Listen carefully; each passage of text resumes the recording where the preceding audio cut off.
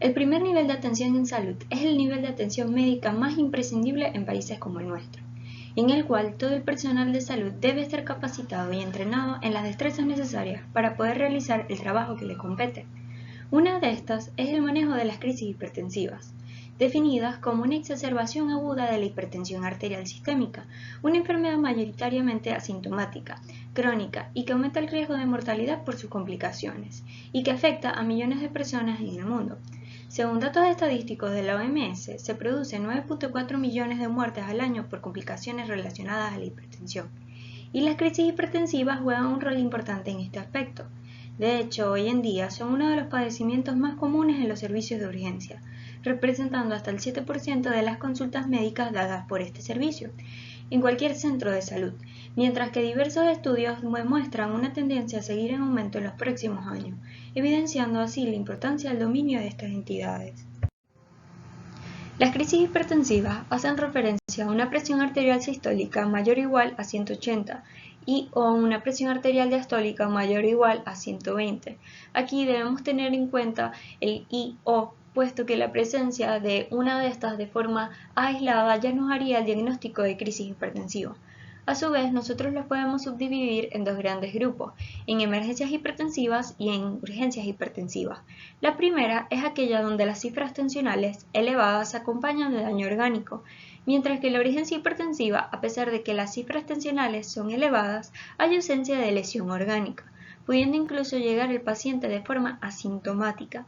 Esta distinción es de vital importancia, ya que la pauta terapéutica se basa en cuál sea la presentación, por lo que se recalca la importancia en que el personal de salud esté capacitado en el diagnóstico y tratamiento oportuno de esta exacerbación,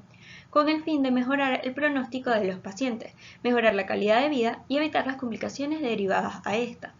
Por su parte, diversos estudios han demostrado que los factores responsables más relevantes de estas exacerbaciones rápidas de la presión arterial son la baja adherencia a los fármacos antihipertensivos prescritos, abuso de sustancias ilícitas o drogas recreacionales y el mal control de factores de riesgo concomitantes como el tabaquismo, obesidad, hipercolesterolemia y diabetes. Pero debemos diferenciarlas de las pseudocrisis hipertensivas, definido como la elevación de la presión arterial asintomática sin daño de órgano diana, secundarias a diversas entidades como ansiedad, dolor, hipoxia, retención urinaria, entre otras, que necesitan únicamente un tratamiento causal.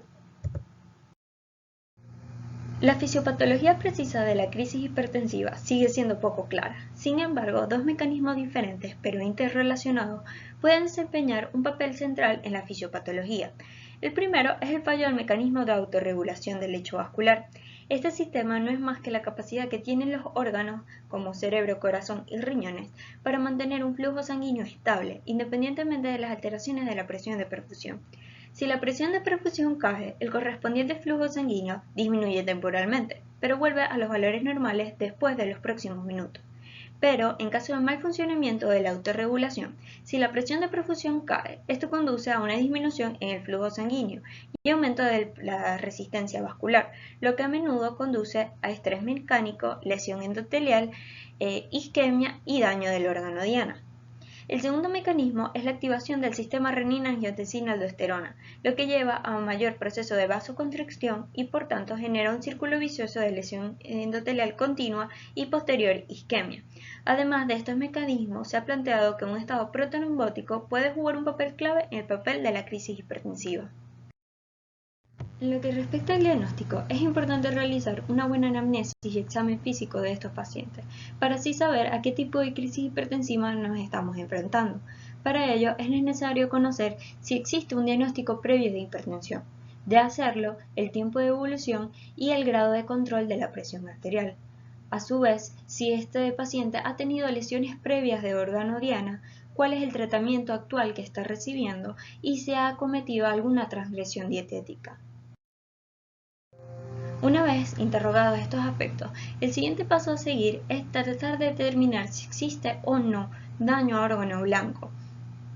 Para ello, nos vamos a soportar en la presencia de síntomas, signos y los exámenes complementarios. En lo que respecta a los primeros, cualquier paciente que nos llegue con traumatismo cráneoencefálico, cefalea, náuseas y vértigo nos hará sospechar de aumento de la presión intracraneal, de la cual también sospecharemos si nos llega un paciente con somnolencia, letargo, náusea, confusión mental o coma. Por su parte, aumento de las cifras tensionales junto con cefalea y signos de focalidad nos haría pensar en ictus, mientras que nos orientaríamos en un síndrome coronario agudo si estas cifras se acompañan de dolor precordial. Por otro lado, cifras elevadas junto con disnea nos hacen sospechar de edema, mientras que el dolor agudo que se irradia a espalda nos podría hacer pensar en una posible coartación aórtica. Igualmente, las alteraciones visuales nos podrían orientar hacia una retinopatía hipertensiva y dolor lumbar junto con alteraciones urinarias de una injuria renal aguda. Al examen físico debemos llevar a cabo un buen examen neurológico para ver si existen trastornos en lenguaje o pensamiento, alteraciones en la orientación o estado de conciencia, déficit motores o sensitivos y alteraciones de los pares craneales. Ante el fondo de ojo debemos evaluar la presencia de exudados y hemorragias, edema de papila y constricción de las arteriolas retinianas para descartar retinopatía hipertensiva. Igualmente a la auscultación cardiopulmonar debemos ver si hay presencia de estertores o sibilancias, así como soplos nuevos y arritmias. Y al examen renal vamos a tener que llevar a cabo puño-percusión, peloteo renal, puntos pieloureterales para hacer un diagnóstico diferencial y así como la presencia de edema en miembros inferiores. Por último, en todos y cada uno de los pacientes vamos a llevar a cabo una serie de exámenes complementarios comunes para cualquier causa, sin importar que estemos sospechando o no de lesión a órgano diana. Entre ellos tenemos el fondo de ojo para descartar retinopatía hipertensiva, electrocardiograma de 12 derivaciones para evaluar la actividad cardíaca, biometría hemática, LDH y aptoglobulina para descartar anemia microangiopática hemolítica, creatinina, tasa de filtración glomerular estimada y electrolitos, junto con radioalbúmina creatinina y microscopía urinaria para evaluar la función renal, y en toda mujer en edad fértil test de embarazo para descartar eclampsia y preeclampsia. A su vez, se llevarán a cabo una serie de exámenes específicos en caso de sospecha de daño a órgano diana. Entre ellos tenemos la troponina, la creatinina y el péptido natriúrico cerebral en caso de sospecha de daño cardíaco. Rayos X de tórax para soportar el diagnóstico de edema agudo de pulmón, ecocardiografía cuando sospechemos de disección aórtica, fallo cardíaco o isquemia, tomografía axial computarizada de tórax y abdomen en caso de sospecha de disección aórtica, TAC o resonancia magnética de cráneo cuando pensemos en ictus, ultrasonido renal ante la sospecha de injuria o daño renal y por último test de urinario, sobre todo en pacientes jóvenes con una elevación brusca de la presión arterial sin antecedentes de hipertensión arterial previa por el posible consumo de metanfetaminas y cocaína.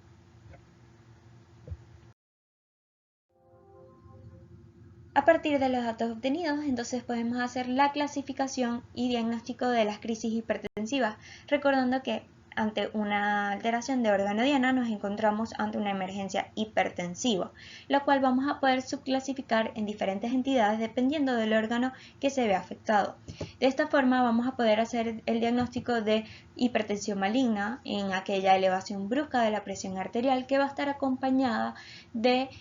retinopatía hipertensiva generalmente avanzada grado 3 con presencia de hemorragias y exudados.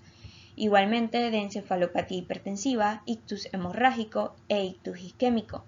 Por otra parte, aneurisma disecante de la aorta, anemia microangiopática hemolítica, infarto agudo del miocardio, angina inestable, insuficiencia ventricular izquierda con edema agudo de pulmón, injuria renal aguda y preeclampsia o eclampsia.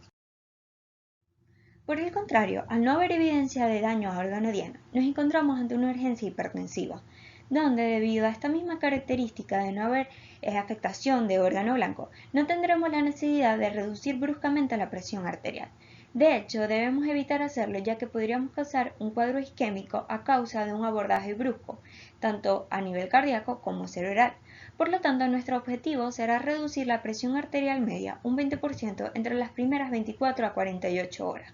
Para lograrlo, se recomienda colocar al paciente en posición de cúbito supino e indicar de 30 a 40 minutos de reposo, mientras que en caso de presentar un cuadro de ansiedad o nerviosismo ante su situación clínica, podemos evaluar el uso de benzodiazepinas con un fin ansiolítico.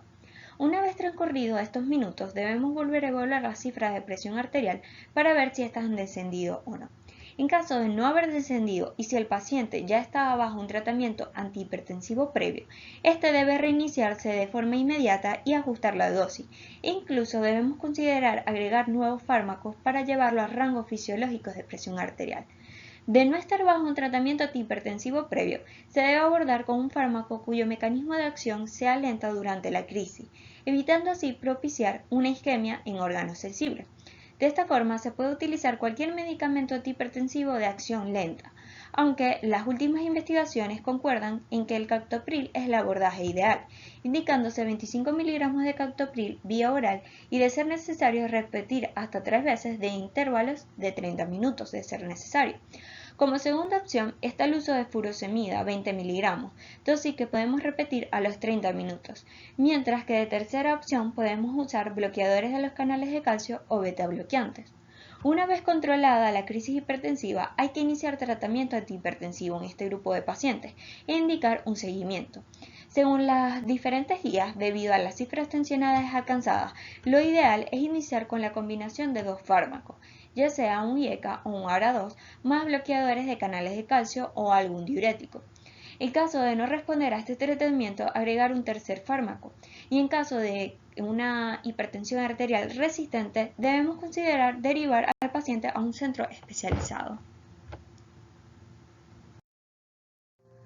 Por el contrario, en las emergencias hipertensivas, al haber una afectación de órgano blanco, es imprescindible reducir más rápido la presión arterial, evitando así una lesión aún mayor, por lo que aquí la presión basal del paciente debe reducirse en un 25% en un periodo de 1 hora. Algunos autores mencionan hasta 2 horas como máximo, y de un 15 a 20% en las siguientes 23 horas. Y ya que estos pacientes cuentan con una lesión directa orgánica, es necesario hospitalizarlos y realizar el protocolo ABC para garantizar un adecuado soporte vital y de este modo asegurar una vía aérea permeable, oxigenoterapia, monitorización continua de la presión arterial en ambos brazos, toma de electrocardiograma, canalización de una vía periférica, sondaje vesical y valoración del estado de la erecta. Cabe destacar que el tratamiento va a variar de acuerdo al órgano diana afectado y hay situaciones especiales como la disección aórtica, donde por la condición clínica subyacente el abordaje deberá ser aún más rápido, por lo que el abordaje es desde el inicio por vía parenteral. De esta forma, las diferentes guías nos facilitan la presente tabla en la cual nos establecen las metas de presión arterial, los fármacos de primera línea y las alternativas para cada una de las emergencias hipertensivas, mientras que en el lado derecho vamos a tener un cuadro con los diferentes fármacos y su forma de administración. De esta forma, entonces, en la hipertensión maligna vamos a tener varias horas para reducir la presión arterial media entre un 20 a 25%, ya sea utilizando la betalol o nicardipina o como alternativa nitroprusiato o uradipil. Igualmente tenemos que en la cefalopatía hipertensiva vamos a seguir lo que es el esquema general, reduciendo en la primera hora un 25% de la presión arterial media y en las próximas 23 horas del 15 al 20%, utilizando la betalol o nicardipina y como alternativa nitroprusiato. En lo que respecta al evento coronario agudo, vamos a tener que disminuir la presión arterial por debajo de 140 milímetros de mercurio, utilizando nitroglicerina o labetalol como primera línea o urapidil como alternativa. En el edema agudo del pulmón también vamos a tratar de disminuir la presión arterial sistólica por debajo de 140 milímetros de mercurio, usando nitroprusiato o nitroglicerina como primera línea y urapidil con diurético de asa como alternativa. Y en el caso de una injuria renal aguda vamos a tener el esquema general utilizando como fármaco de primera línea el fenaldopan o alternativa el clebedipine. Por otro lado, tenemos una serie de situaciones donde la meta de presión arterial va a diferir un poco de lo que es el esquema general de reducción de presión arterial en las emergencias hipertensivas, puesto que son situaciones más especiales. Entre ellas tenemos la preeclampsia o eclampsia, donde vamos a buscar reducir inmediatamente la presión arterial sistólica por debajo de 160 milímetros de mercurio y la presión arterial diastólica por debajo de 105 milímetros de mercurio, usando la betalol, cardipina más sulfato de magnesio, considerando derivar a estos pacientes como alternativa.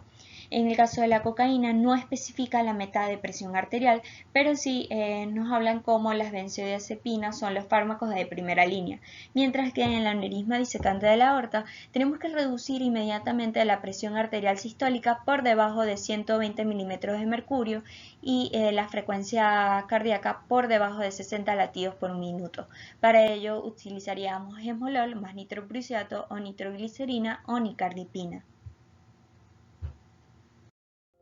Por último, existen otras dos condiciones en las cuales nosotros vamos a tratar de personalizar o diferir un poco en lo que es el esquema general de reducción de la presión arterial, y estas son el ictus isquémico y el ictus hemorrágico. En este último, cuando hayan pasado menos de 6 horas del inicio de los síntomas, nosotros vamos a tener que evaluar cuáles son las cifras de presión arterial sistólica. Si está por debajo de 220, entonces vamos a evitar disminuir a valores normales las cifras de presión arterial. Pero si estas son mayores a 220